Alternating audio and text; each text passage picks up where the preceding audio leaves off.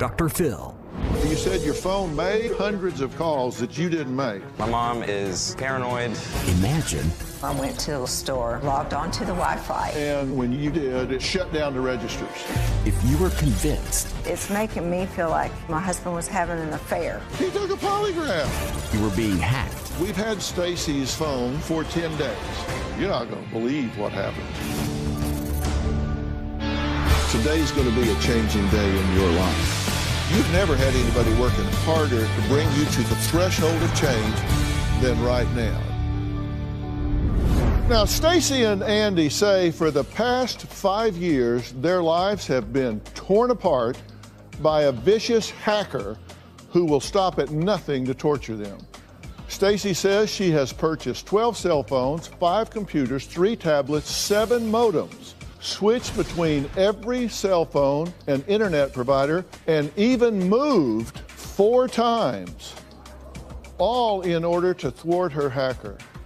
Now, Stacy says she's even resorted to wrapping her devices in tinfoil, putting them in the microwave to protect them. But she claims no matter what she does, all of her devices continue to be hacked. Now, she says this attack is personal and meant to drive her crazy and destroy her marriage. For the past 5 years, all my devices have been hacked. It's a personal attack. It's hard to trust anyone. This is all the times that someone was changing our password. This code, you can go to the FBI portal. These are some of the devices. These are all the SIM cards. These are just all the screenshots and photos. I just want help. I want to be normal. This hacking is not your typical hacking. There's no money that has been taken from our accounts. Stacy and I are at a breaking point. I've had about 12 iPhones, 4 different desktops, 3 laptops, 2 to 3 iPads, 7 modems. The biggest issue I was having is these photos that would just appear. On my iPhone alone, I have 165,000 photos. On my iPhone, when I woke up in the morning, so many apps trying to download. I've got text message from Amazon about gambling, bid on this and bid on that. Random photos. There's photos of military documents. Someone sent a dog yawning with its tongue coming out on Messenger. A couple days later, there's a picture of my husband and I, but there's a dog over my face. My wife has kept a large lockbox in our closet to pack all of our electronics. My phone was coming on by itself. I would actually wrap it in foil, put it under my bed, or I would stick them in the microwave. I take the modem with me each day to prevent someone from hacking into our account. Verizon told us we were using enough data for a small college. Stacy and I are at the point where we would live on a mountaintop with a TV antenna and a rotary phone. I caught myself crying, wondering, am I losing my mind? And I'm like, is today the day I drive over to the mental hospital? This person that's done this needs help. It's evil. Okay, it's good to meet the two of you. Look, I approach this with a completely open mind of trying to follow the evidence and look where things go. So are you the same way? Yes, I mean... That sounds like a no. No, we're very evidence-based. Yes. The reason my wife has kept all of this information for 5 years is I constantly was telling her, look, I don't know how this started. I don't know why it started, but someday we're going to find our answer. So it's not just her. You agree that this is going on? Oh, without a doubt. All right. Well, let's take a look at, Stacy says she's been hacked from 2013 till now. And let's talk about how she says she's been hacked. First off, passwords on all email, Facebook accounts have been changed. You mean somebody got in there and changed them? Yes. Okay. And then you say that your phone fills up with apps and music that you didn't download. You say there are 167,000 photos or screen grabs that appear in the iCloud. That's correct. And now you've had 5 routers that just burned out. That's correct. Right? And you have a microwave that you're just sitting there and it just turns on. That's correct. Okay, now this is important because we've now jumped modalities here. Because one, we're talking about communications devices. Now we're just talking about an appliance. Certainly. That's correct. Then you've got a smart TV that just took a picture of you. Now you said your phone made or received hundreds of calls that you didn't make. That's correct. And what were the duration of the calls? I assume 1 minute. short. 1 minute. Okay. All right. And you said that Verizon told you that you were using as much data as a small university. Yes, sir. And you said you've logged on to the Wi-Fi in stores like Walmart, Best Buy, Kohl's, and because when you go in, you log on to the Wi-Fi sometimes, they encourage you to do that. That's right. And when you did, it just shut down the registers. That is Just exactly right. boom, Yes. just shut down. Okay? Yes. And you gave your phone to Walgreens to get photos developed, and the clerk told you that it knocked out their system. That's correct. Yeah, okay. So you received text and screenshots, emails of women referencing your husband. That's correct. Okay. So that made you suspicious You're of right. what's going on. Do you know any of these women No, that are? sir. No, sir. You haven't been. No, sir. Nothing. I've said from day one, I've never messaged a woman. I've never conversed with them. You'll never find a text message, a message, nothing like that. Last week we celebrated 25 years of marriage. Congratulations. And then there have been some pictures that weren't code that really upset you, that you say are from the hacker. And here's an example. This is a picture of what?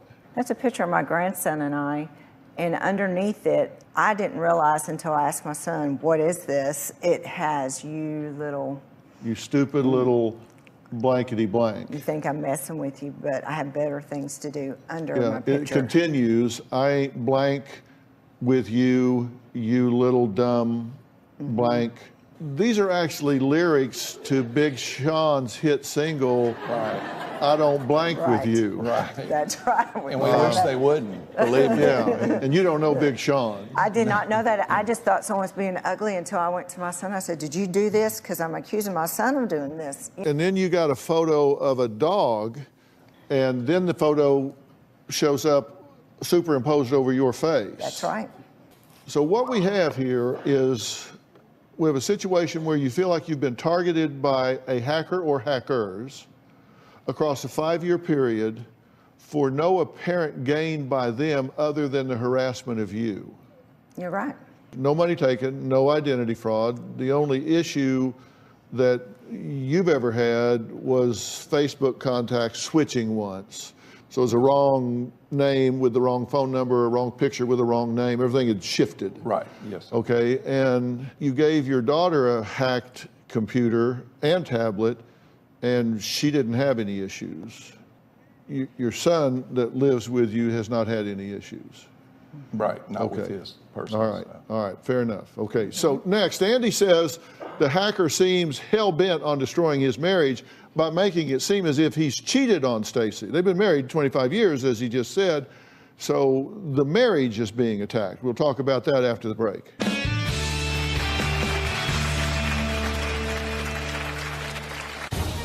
Stacy thinks I'm cheating on her because of the messages on the phone.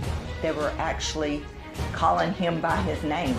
Last year, it got so bad that I even made my husband take a lie detector test. I've threatened to leave him.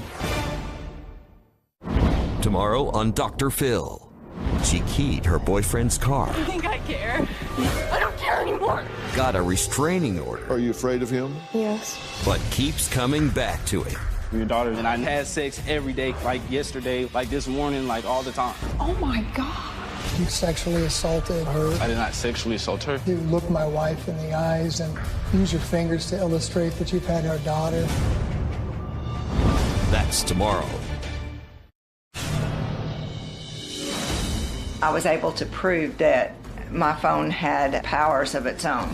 One time I went to the local store I logged onto the Wi-Fi. The girl started banging on the computer. I knew my device was shutting down this register. We went to the grocery store. And as soon as she jumped on their Wi-Fi, the girl looked up and said, "My register's completely shut down." We went to an electronics store. Stacy jumped on their Wi-Fi, and the exact same thing happened. Well, Stacy and Andy say the hacker wants to destroy their marriage by trying to make it look as if Andy here is having an affair. Now, Andy says he has done everything he can to prove to his wife that he's faithful, including taking a lie detector test and giving up his cell phone entirely. Take a look. The hackers are out to ruin my marriage. Stacy thinks I'm cheating on her because of the messages on the phone range from, "Hi Andy, I want to meet you," or "Can't wait to get together and have sex." They were actually calling him by his name, sending messages and things. A message pops up on the phone saying, "I miss you," with the phone number with my husband's name. And the photo is a woman eating a hamburger. And this photo has haunted me because it just kept on coming back over and over. When we were on our cruise and we got back, all of a sudden I got this text message stating, "I'm breaking up with you because you were on a cruise with your wife."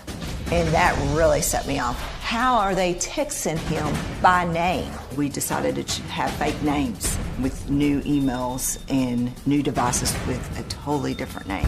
Last year, it got so bad that I even made my husband take a lie detector test. A couple of Sundays ago, Stacy shows me a text message from someone, and they were wanting to meet up and have sex.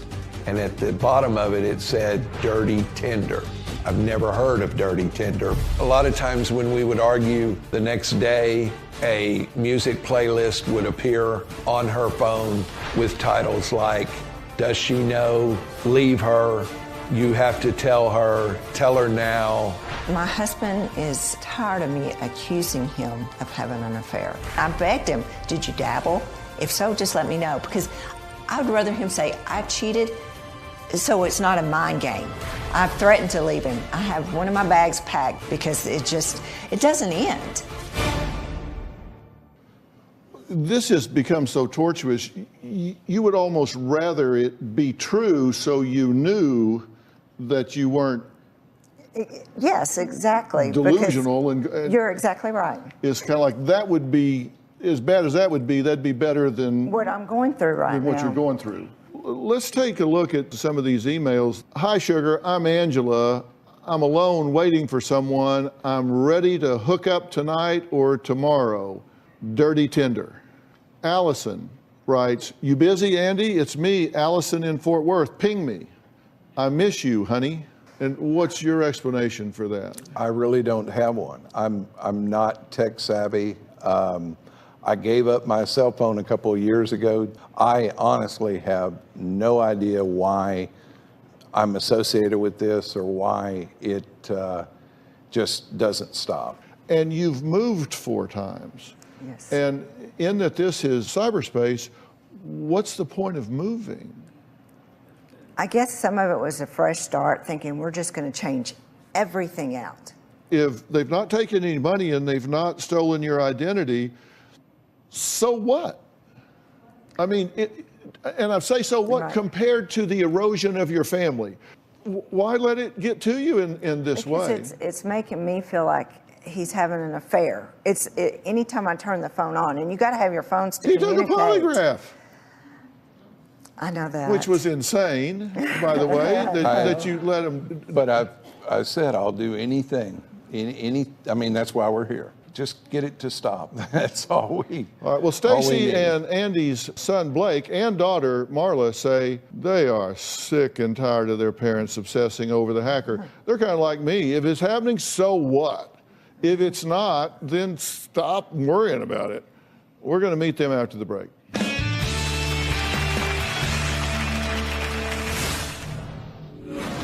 My mom is paranoid. These are just all the screenshots and photos that I was keeping. I am not the hacker. My mom's probably had over 40 phone numbers. Mom new, mom old, mom again. She's obsessed. The newest episode of my podcast, Fill in the Blanks, is available now. When Dr. Phil calls, I mean, how can the answer be no? You say what a lot of people are afraid to say, what is not politically correct. People can believe what they like. I prefer to deal with facts. Kim Kardashian. If she breaks wind in a public place, it's a major news event. Can you turn his mic off? Somebody pull the plug on this guy. Subscribe for free on Apple Podcast or Stitcher so you don't miss an episode. When it comes to the internet and the hacking, I don't trust anyone. I suspected my husband and my son of hacking my stuff. My son Blake and I, we are oil and water. I love him, but I just don't like him. One time there was a photo of my grandson, and underneath it, it's a music lyric, but very vulgar, personal attack towards me. I was upset. I went to my son and I said, "Did you do this?" Well, Stacy and Andy's son Blake says even though he lives in their house, he's never experienced the hack. I am not the hacker. Why would I put random photos in their phones? Why would I put any type of secret message? There's honestly no way for me to do anything like this. It's weird enough that this has been going on for so long. My mom is paranoid. She's worried. These are just all the screenshots and photos that I was keeping so I can turn it over to someone so they can investigate it thoroughly. I want this to end just as much as they do. It's hard to live with my parents. If I talk to my mom, it's not really about much, usually small talk. And then if she's on her phone, I try to stay away as much as I can. I decided to join the Air Force to be away from my parents. I live in the same house and my phone has never been affected by it. I'm a little skeptical of the severity of not only the hack, but the nature of it. I've seen a lot of it for a long time. It's just random pictures of numbers and Google searches and coding their names on different parts of the internet. So it's just, I don't know if you want to call it evidence or just my mom's evidence. I feel like it's like either spam or junk. I think possibly it is them being bad at technology. Well, Marla says that her mom is so fixated on being hacked that she's only seen her 8-month-old daughter twice. Take a look. My mom lives on the edge. She's obsessed. Every day it's something different about her phone, and all she talks about is her phone. My mom's probably had over 40 phone numbers. For the past year, I have 6 phone numbers in here for her. Mom new, mom old, mom again, and then mom temporary. I don't think there's somebody personally attacking my mother. She showed me 3 photos on her phone. The angle of the photos looked like they were coming from the stove. We thought her house was haunted for a while. I think that she went onto a website and she got a virus, and the virus has stayed with her. A few years ago, my mom started taking surveys online, and she would get free stuff. You have to put a lot of personal information. You have to put your income, where you live, even your daily routine. I believe that the surveys have been behind this whole hacking. The hacking isn't the first thing my mom's been obsessed with. My mom's been obsessed with Pinterest, weight loss, exercising. I want answers just for my mom's sake. Me and my brother want my mom to be normal again. Okay, I'm glad you guys are here. This has really affected the whole family, right? Yes. And you say you have an 8-month-old? I do. Well, congratulations. Thank you. And girl or boy? She's a girl. Uh-huh. And but you say that your mother's only seen her twice in 8 months? Twice in 8 months. Do you live like on another planet? I live 2 hours, but they have weekends off. Sometimes she has Fridays off, so she could come. My stepdad actually has come a little bit more to visit, but you think she's pretty consumed with this? She's very consumed. Okay. And what do you think's going on? You say you've never experienced it and you're in the house. Right. But you use the routers and everything that's in the house. How are you not hacked? I actually don't really use the Wi-Fi that much. Like, I just use my phone because I don't even want to mess with it. Do you tend to get obsessed with things? I have been obsessed with the internet because it affects me every single But day. I mean, if you've been, do you have, I mean, different people have different personalities. Yeah. Do you have the tendency to get pretty intensely involved with things? Yes, I try to follow through when I start something, yes. Does it cause you pause when I'm talking about that this hacking seems to be jumping modalities? Like a hacker is now hacked your microwave, your TV, the registers at Kohl's. It's jumping modalities. It definitely causes concern. We have had possession of Stacy's current phone for the past 10 days because, thank you, by the way, because we wanted to see just exactly what went on here. You're not going to believe what happened. Find out after the break.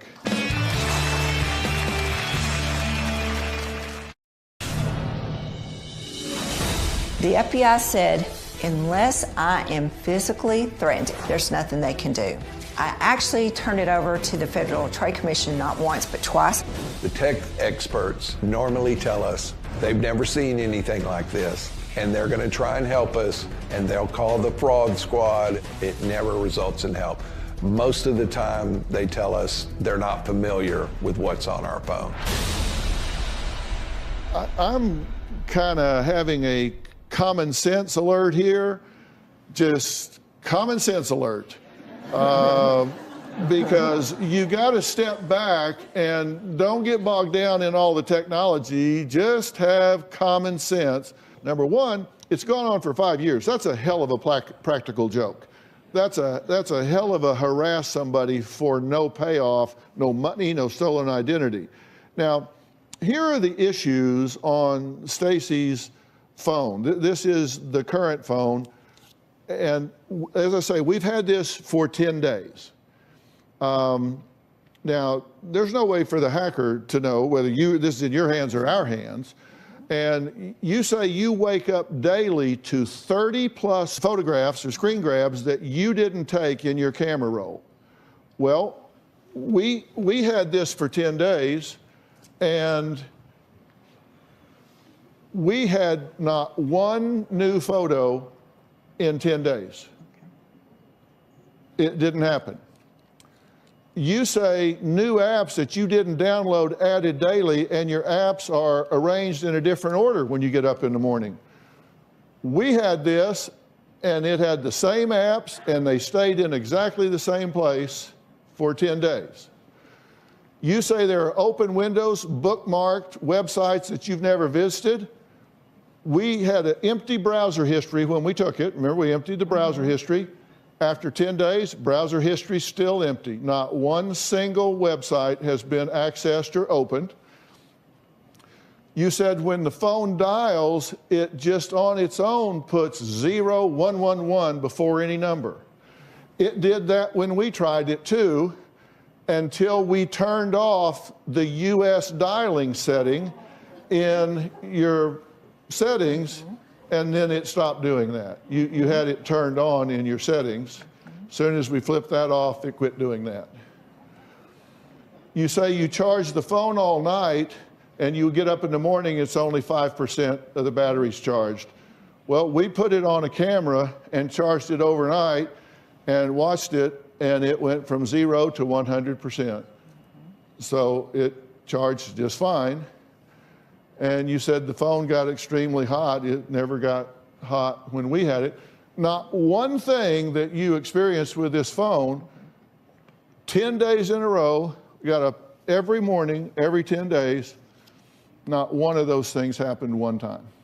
We also took the phone that you had when you went to Kohl's and Walmart and all. And you said when you went on and got on their Wi-Fi, it shut down their registers. We took that phone into Kohl's, into Walmart, into Best Buy, that phone, and logged on to their Wi-Fi, walked right up to the register and checked out. It might not have happened when y'all did it, but these things did happen. Okay, I want to welcome via Polycom Mark, the senior forensic analyst from Digital Forensics Corporation, who conducted the investigation. Now, they are a leading specialist in extracting and analyzing digital evidence. And they regularly work with Fortune 500 companies, the FBI, and police departments. And they examined 5 devices of Stacy's choice, 1 laptop and 4 phones, including her current phone. Mark, thank you so much for digging into this. What did you find? There is absolutely no evidence at all of remote access, of malware, spyware, anything that could be construed as what people call hacking. It's just not there. So there is no hacker, no one is hacking this telephone? No, that is correct. This expert is telling you that did not happen. You have not been hacked for 5 years. Where do we go from here? How do we get normal from here? Well, I'm glad you asked that. So let's take a break. What's to be done from here? I'll give you my thoughts after the break, and we're going to add someone to the conversation. Monday on an all-new Dr. Phil. A missing teen. People started calling me a murderer. Are you kidding me? The night she disappeared. You described her as disoriented. Did y'all think about taking her to the ER? I wish I had. What did Carly say? You can hear her asking in the audio, are you going to call 911? They refused to call for help. Not true. How dare you? Would you let us hear that tape? That's Monday.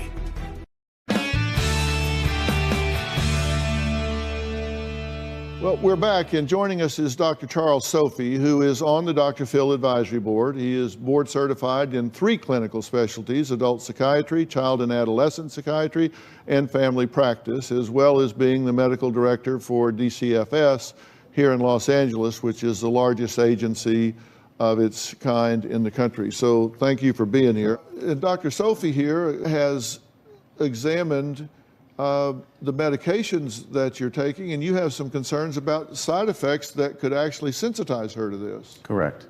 So you've been on what medications? There's several of them. Adderall, and I take, there's several of them they just put me on recently. For which is one of the brittle challenges. shoulder syndromes for It's one of the challenges you fibro. face with lupus, is having to take some of this. But you said you're on Adderall? Mm-hmm. What are the side effects of Adderall? And hormones. What are the side effects of Adderall, particularly if you don't need it? Well, if you're on it for 5 days and you're off, and you're on, you're off, and for how many years? It can create a lot of the side effects. Hallucinations, delirium, psychosis, irritation, aggression, all those kinds of mental issues. And they're just the mental health ones. Then there's physical ones, cardiovascular things, stuff like that. And then you're taking the other drug, which is really a very toxic drug. And that has huge side effects. And it's twisting your head. And you're misperceiving things. He supports you because he loves you, but it's not real. There are 2 things that I would like to do. One is the PNP clinic, which I think is one of the top diagnostic clinics in the country, if not the top, is right in your area. It wouldn't matter if it wasn't. I would send you there wherever. I think that the first thing that we should do is have you go there and get a complete and thorough evaluation and workup and see what your levels are medication-wise, do a brain scan, see exactly what's going on, because I think you might be victimizing yourself with this medication. I want to welcome Dr. Daniel Suzuki and Trevor Asmus. I've asked them to come, and Aurora Las Encinas, and this is a beautiful and safe environment for healing. It's located out in Pasadena, and when I say it's beautiful, my gosh, congratulations on having such a wonderful facility out there. They are a top psychiatric and medical evaluation center that really specializes in medically supervised, patient-centered care, and I don't know that this is something that you need, but I have asked them to come here because I wanted you to meet them, because if that's something that you need, because I think these people would be ideal for helping you. You think you could really help her, correct? Yeah, absolutely. Although it's confusing, your story, what's not confusing is how much suffering this has caused you and your family. And I think if you come to our hospital, our team can really help you understand more what's happened, and more importantly, figure out a path with you, the treatment team, to figure out how to move ahead in your future. Is it within your realm of thinking that you can entertain the possibility that, in fact, you have not been hacked? It's going to be hard because I lived with it for so long, what I was experiencing. Right. But it's possible that you've been misrepresenting this to yourself and misinterpreting things that were going on. And I'm not saying that nothing has gone on. I'm not saying that you don't have 167,000 photos on your camera roll, because you do. The question is, just did they get there from a hacker? And the answer is no. I got you the answers. And now I'm getting you the help so you can frame these things up realistically. All right. Fair enough? I appreciate it. Very special thanks to Dr. Daniel Suzuki and Trevor Asmus of Aurora Los Encinas Hospital. Also a special thanks to Digital Forensics Corporation and to Dr. Charles Sophie, as well as P&P Center for helping Stacy. As you can see, we've brought a lot of resources to bear here from a lot of different areas to help you, so I hope you really embrace this. Coming up, we're going to talk to someone who believes that most Americans are distrustful, and he'll tell me why he thinks that's true. If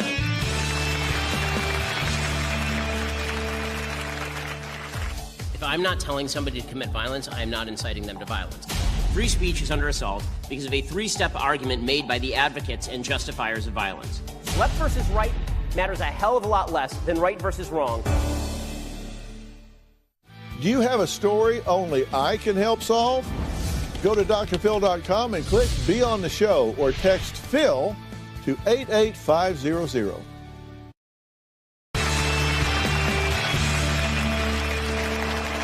You know, I've always personally adhered to a very strict rule, and that is I keep my politics to myself. I don't think I should use this platform to influence anybody's politics, so I don't ever talk about politics. My next guest, not so much. He is a controversial newsmaker who says we live in the best world that has ever existed, and yet we are more divided than ever before. Free speech is under assault because of a three-step argument made by the advocates and justifiers of violence. The United States is a global engine of growth, not just because of free markets, but because of the values embedded in free markets. The only way to ensure that political correctness continues to lose is if we tell the truth. I have a very strong standard with regard to incitement. If I'm not telling somebody to commit violence, I am not inciting them to violence. If we don't have social fabric, if we don't have community, if we don't know what America is about or what we're doing in the world, if we don't have purpose and meaning, it makes it almost impossible to live a fulfilled life.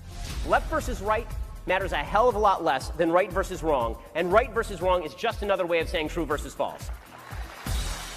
Well, please welcome my good friend who has appeared on the show before, the editor-in-chief of the Daily Wire, who is the author of several books, Ben Shapiro, who is here to talk about his latest book, The Right Side of History, which is online and in stores today. Welcome, Ben Shapiro.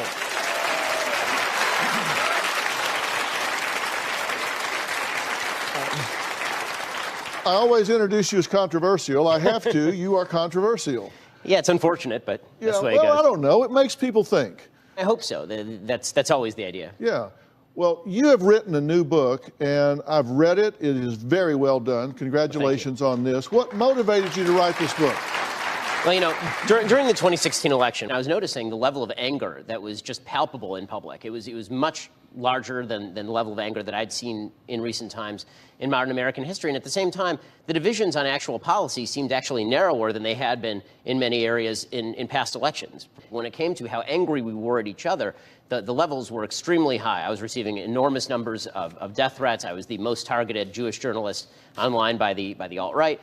Why are we so angry at each other? Why are we so mad?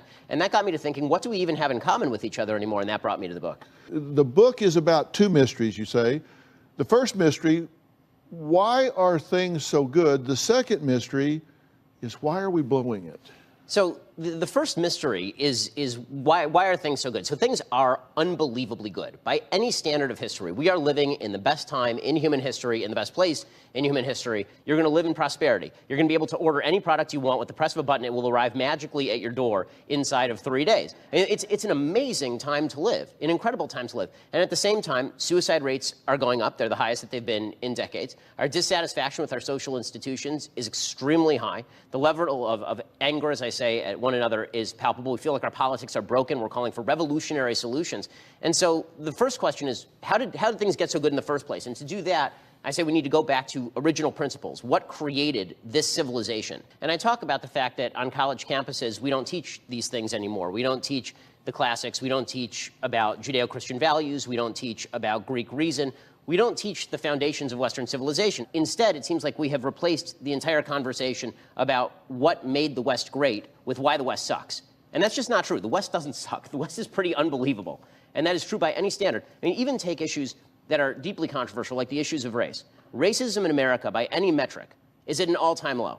And yet we are treating each other as though race issues are the most pressing issues in America. Now, racial injustice and racial intolerance and racism itself, we should be calling it out wherever we see it. But to suggest that Western civilization is the repository or the creator of racism, that's just a failure to acknowledge realities on the ground. You say racism is at an all-time low, but you acknowledge if you're the target of it, if you're the one that's suffering it, for you it's 100%. You might be a part of a statistic where it's the lowest it's ever been, but if you're the one that's being excluded, you're the one that's being marginalized, you're the one that's being impacted by it, for you it's 100%. It doesn't matter where it is statistically. That is, of course, true. And as I've said, I was the #1 target of online anti-Semitism in 2016. That does not mean that America is an anti-Semitic country. America is an overwhelmingly philo-Semitic country that has been incredibly good to Jews. It works the other way, too, right? We can recognize that our personal experience may not, in fact, be indicative of what American civilization is. And we have to separate those two things out, because otherwise, we end up creating false divides. I think every good-hearted person in America wants to find individual instances of racism and then fight them. The question becomes, do you see America as a repository of evil that needs to be torn down and then replaced with something else? Or do you see America as a country that has great principles that we have not always lived up to, but that we are trying to live up to better and better every day? Right. All right. Well, the book is The Right Side of History by Ben Shapiro, and we're going to hear Ben's thoughts on how we can raise children who are not so angry when we come back. Hey, we are taping season 17 of Dr. Phil. But wait a minute, something's missing. Oh, it's you! If you're going to be in the Los Angeles area and want to watch a live taping, visit drphil.com and click Be in the Audience. Tickets are free, and I hope to see you soon. I'm talking today with my friend Ben Shapiro, host of his own show, The Daily Wire, and author of several New York Times bestsellers, including his latest book, The Right Side of History, which is online and in stores today. It seems like in times past they could differ ideologically on politics, but still treat each other with civility as individuals. And now it seems like if you disagree, you have to hate that person. Well, I think once we stopped seeing each other as individuals and started seeing each other as members of groups, then this was bound to happen. Because once you're a member of a tribe and you see an opposing tribe, that's an opposing tribe to be fought or destroyed. If you see yourself as an individual and the other person as an individual, then that's completely different. I mean, for me, this is the fundamental basis of Western civilization, is the most important verse in the history of man, which is that human beings were made in the image of God. Once you realize that every individual has innate human value, and that person's value that gives them rights before God that are the same as your rights, well, then you don't have the right to try and run roughshod over that person. You don't have the right to treat that person with incivility or brutality or violence. You have to treat that person with a certain baseline level of respect.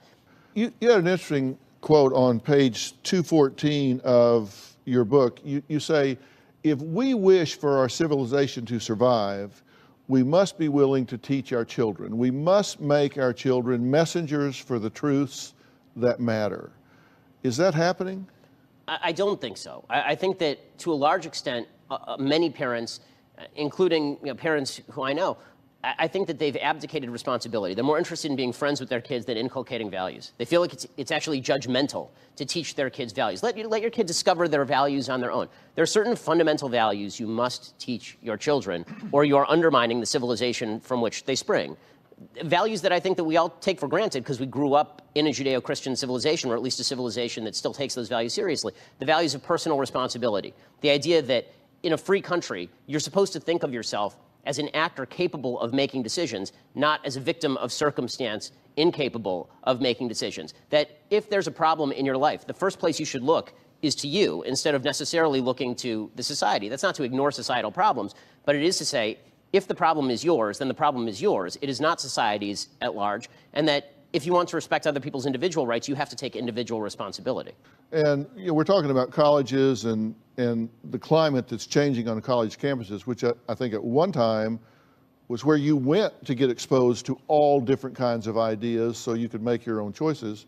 That seems to be changing. And now we've just had a huge scandal break where double-digit millions of dollars have been spent buying kids into college. What's going on with that? Well, honestly, I think that the mission of colleges themselves changed. So there used to really be two missions for universities and colleges. Mission number one was to teach the classics, to teach old truths, to try and teach people about their civilization. Mission number two was to teach you a skill set so that you could get a job when you were done with college. The truth is that what colleges have now become is places where you get credentialed, right? You go there so that people think you're smart. And number two, it creates an ersatz social fabric. It creates a fake social fabric, colleges do. This community where we all get together, we drink, we party, and these are the friends you go to when you need a job later. You're not actually learning anything, and that's why a lot of college students are insulted when they are confronted with a thought they don't like on college campuses. That was not part of the bargain. They were there for the credential, and they were there to party and hang out and make friends and create a social fabric they were going to be able to rely on later. They weren't there to deal with new ideas. The book is The Right Side of History, How Reason and Moral Purpose Made the West Great. It's by Ben Shapiro.